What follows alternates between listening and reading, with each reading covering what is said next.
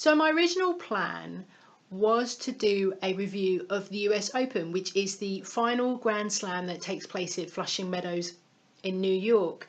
And I thought that I would just go over the last 2 weeks or so, pick out all the main stories that hit the headlines and do a bit of an overview and give it a perspective about it. Because as a journalist, of course, I report on the facts. I can't really give an opinion. However, because of the controversy of the ladies singles final that took place on Saturday, I feel very conflicted about that and where I sit on the entire matter. Now, from a news point of view, all you have to do is Google Serena Williams or Naomi Osaka and ladies singles final New York, and you'll get a whole host of articles and comment and analysis and opinions. And there was a lot of noise out there, and that's what I struggled with after the match. I watched the match live on a certain internet provider, and I was enjoying it. And I'd actually tweeted a couple of people about it, and I said, oh, I hope this isn't one-sided. Well, that's for debate. And I hope we get a good match. And we did, but we got a good match for the wrong reasons. As I said, I'm not going to go over the specifics of the match because you can Google it and get all the information that you need. Can I give you a personal thought on it? I don't know if I can. Conversations I've had with people since, people that I respect, people whose views I trust, have said to me, we've never seen you like this in terms of how passionate you are about tennis and how conflicted you are about it. And I am truly conflicted about the whole situation. So just to recap, ladies singles final on the Saturday, it was between the 23 Grand Slam champion Serena Williams versus Naomi Osaka, the Haitian Japanese player who was seeded at 20. Grand Slam title on the table. Who was going to be winner? I thought Serena'd probably do it. She's going for her 24th Grand Slam. It would mean equaling the record of Margaret Court. It was on home turf in terms of being on American soil. It was a year and maybe a few days since postnatal troubles that she had after she gave birth to daughter Olympia. Olympia is the center of her world. Everything that Serena does centers pretty much around Olympia, which is very admirable. She's somebody that speaks very much up for women's rights and wanting to make a change in the world, versus somebody who's a very talented player. I've been a big fan of Naomi Osaka for a long time. I remember watching her when she was 17 years of age, and I thought, my God, she's got some power in her serves, and she's got some power in her strokes, and her ball striking is absolutely amazing. And I genuinely believe that this was going to be a test. Now, as you probably are aware, it didn't entirely go to plan, and Naomi Osaka lifted the trophy on Saturday night. And here's the reason that I'm so conflicted about it. There's been so much misinformation, blame, counter-argument, opinion, comment, analysis. I mean, in a way, there's been too much information out there, but that's the internet age and that's the age we live in nowadays, so you would expect that. I still don't know how to give a view on it, and I'm not sure if I ever will be able to. But the one thing that I can say about it, it is an issue that has very much hit me within my core, because I love tennis. I cannot describe to you how much I love tennis. It pretty much equals my love for football. And as a person who works as a journalist and a broadcaster, who identifies as a woman, and who is a black person, and very proud of the fact that she's a black person, whose side am I supposed to take? And I don't want to take sides. So here's my view. I see it from both sides. I see it from Carlos Ramos' point of view. I see it from Serena's point of view. I also see it from tennis's point of view, and I see it from the point of view of a spectator, and I see it from the point of view as a fan. My overriding feeling is one of overwhelming sadness for Naomi Osaka, because I do believe the one thing I am 100% certain of is that the moment was taken away from her. And the one thing that Serena did brilliantly, and I did tweet about this so you can check my timeline, is that when Osaka became visibly upset when you have 22,000 people booing during an awards ceremony that seemed to take an age to get going, might I add. The poor woman is standing there, has just beaten her idol, somebody that she has loved and adored for years on end, who pretty much studied Serena's style and has just beaten her on both their home turfs, remember, because even though Osaka is Haitian Japanese, she was raised in the States. And as I said, over 20,000 people booing, and Serena asking the crowd or telling the crowd, please don't boo, we'll get through this, and putting her arm around the champion, which I thought was a great thing to do. It showed class. Stuff before that, though, I'm not entirely sure about. And that is why I'm struggling with it, because it's a very complex and complicated situation. There's been a lot of talk about the red mist, and who hasn't lost their temper? Who are any of us to judge anybody for losing their temper? I've lost my temper. I've lost my temper so badly. When somebody called me a racist name, I lost my temper big style. And I just remembered it was just this mist. And someone going to me, Amber, you got to calm down, you got to calm down. And I couldn't calm down because I was in the rage. And I did thankfully calm down, obviously, and felt very foolish about it afterwards. But in my headspace at that time, I was just raging, absolutely raging. So I understand that point of view. There are rules within tennis. There's been a lot of misinformation about code violations. Well, he gave a code violation, but on awarding. So here's the breakdown for you. Code violations, there are 4. The first one is a warning. The second one, your doctor point. A third code violation is you lose a penalty, in terms so you lose a game. And the fourth is a disqualification. And I'm going to just leave that there, purely for information. Could Carlos Ramos dealt with the situation in a different way? I think with the beauty of hindsight, one could suggest, well, he should have done this, and he should have given her a soft warning. He should have said to maybe Serena, you know what, you're dangerously getting close to code violation number 3, a game penalty. I strongly suggest just taking a moment and thinking about that. But who is to say that would have worked? We don't know that. We don't know that. So, from Carlos Ramos's point of view, who would want to be an umpire now? And we talk about that actually in Premier League football and Championship football. It is incredibly hard to referee a match. I wouldn't want to do it.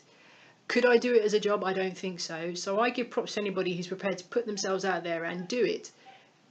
The decisions that he made, not for me to say. That's for him to go away and talk about with his colleagues. Could he have handled it differently? Maybe. Who knows? As I said, that's the beauty of hindsight. The issue about sexism, what happened, was that sexist? There is no doubt, as somebody who works within that world, that sexism still exists. What is disappointing for me is that the WTA, for all the good that they do, are jumping on this one particular issue, calling that episode a sexist issue, when there are tons of other issues which could be deemed far, far, far worse. And I wonder why that's not a focus, but this one is. Again, that's a question that the WTA may need to answer in the future. Standing up for yourself, yeah, I'm 100% for that. I'm 100% challenging something. And I do get frustrated when someone says to me, why are you getting all defensive? Or you've been a bit aggressive. Like, my voice is calm and I'm making a point, but I'm making it a strong point. And then they'll go, oh yeah, okay, right, well, there is nothing to say that there is anything wrong in terms of standing up for yourself. And I haven't had the journey that Serena Williams has. She has faced prejudice, discrimination, personal heartache. And she is seen as a role model, somebody who is professional and has integrity. But at the end of the day, everybody involved in that episode are humans. They have emotions, but crucially, they are also flawed. It would be absolutely arrogant of me to sit here and dismiss Serena's concerns or her worries or the fight that she's had. I haven't experienced the struggles that she has, and I don't say that with flippancy at all. I truly, she's a black woman who has worked in a world which is predominantly white, and suffered discrimination and personal heartache with losses of a family member, prejudice as well, scrutiny about her shape and her skin colour and her hair and her fashion, etc., etc. It's all very subjective. But the one thing I guess that I will say, it's also about people's behaviours as well. And although I'm not going to be arrogant to dismiss her experiences, I will say, but what about her behaviour? And what about Carlos Ramos' behaviour? And what about the statement that came from the WTA and their behaviour? And also the statement that came from the USTA, which is the United States Tennis Association. What about their behaviour as well? If we do put people on pedestals and we call them role models, which majority of them are, they're human as well, of course, and they will have flaws, and sometimes those flaws will be shown. It's how we handle those and deal with those is the thing that we need to discuss. And for me, the one thing that has helped me is there's a brilliant article that I suggest you Google online for. Jonathan Liu, who's the chief sports writer for The Independent, wrote a brilliant piece about the Serena episode, and it's so eloquent, I think, and talking about just seeing it from her perspective. And I'm not saying what she did was right, I'm not saying what she did is wrong, but it does give you another point of view and another way of thinking about things. Tennis does need to tackle the transgressions. If a guy commits the same transgression, then it must be treated equally. That definitely within tennis. And I've said for a long time that tennis has got a lot of issues and it needs to look at it. So, the world is now taking notice, and we must measure ourselves as well. If it's good for one person, it should be good for somebody else. And I know there are various things that the men in terms of the US Open this year received a lot more code violations than the women, but that doesn't mean that another tournament that women will get more and the men will get fewer code violations. There is another difficulty that everybody governs themselves. All four of the Grand Slams govern themselves. And then you have the WTA, the Women's Tennis Association, you have the International Tennis Federation, you have the Association of Tennis Players, all managing themselves. It's mind-boggling how confusing and conflated that it is all in. I love this sport, and this weekend has really got me thinking about how I can process it, how I can think about it, and where do I sit in all this. I want sport to be equal for everybody, regardless of their gender, regardless of their colour, regardless of their sexual orientation. And tennis being one of my big loves, it wounded me to the core, what I watched and then what I was reading and trying to understand and trying to come to a view. And do I sit with Serena, or do I sit with Carlos Ramos, or do I sit with the governing bodies? Well, you know what? I'm going to sit with Naomi Osaka, because she is the Grand Slam champion and that moment is hers. And I hope over the weeks and the days she'll come to realise what a special and unique talent she is. 20 years old with her first Grand Slam title. The next big Grand Slam will be in Australia in 2019. But before then, they'll be back on the WTA Tour and the end of year World Tour finals as well. So I look forward to seeing a competitive match between two elite athletes at the top of their game, with precision shots and magnificent ground strokes, playing to win and nothing else. Of course, there were all other issues that happened at the US Open. You had the whole thing with Nick Kyrgios and Mohamed Lohani getting down from his chair and coaching. We also had Elise Cornet, which is utterly ridiculous for her, utterly ridiculous, where she received a warning, a code violation number 1, for changing her top around at the back of the court, when in fact you'd see in the male players, when they're sitting down in their chairs, because of the heat and the humidity, which I'll come on to in a second, they were taking their tops off and changing them and sharing, their bare chests on TV. Go figure. hopefully somebody with a bit of common sense will look at that. We also had Heatgate as well, where temperatures were reaching 100 degrees Fahrenheit. But the other issue, of course, was the humidity levels, where for the first time the heat rule was invoked for the men. The women have it automatically, but the men were having to take 10-minute breaks and take a shower and try and cool down and have ice baths and ice towels. I mean, the heat wave was just something else. I can't imagine playing in that heat.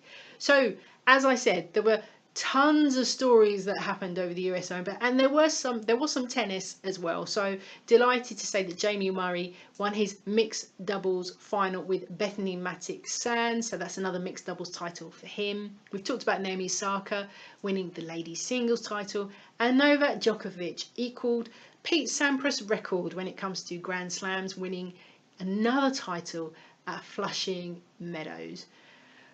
My final words on it: another Grand Slam is done. Roll on to the next tournament. Let's enjoy the tennis.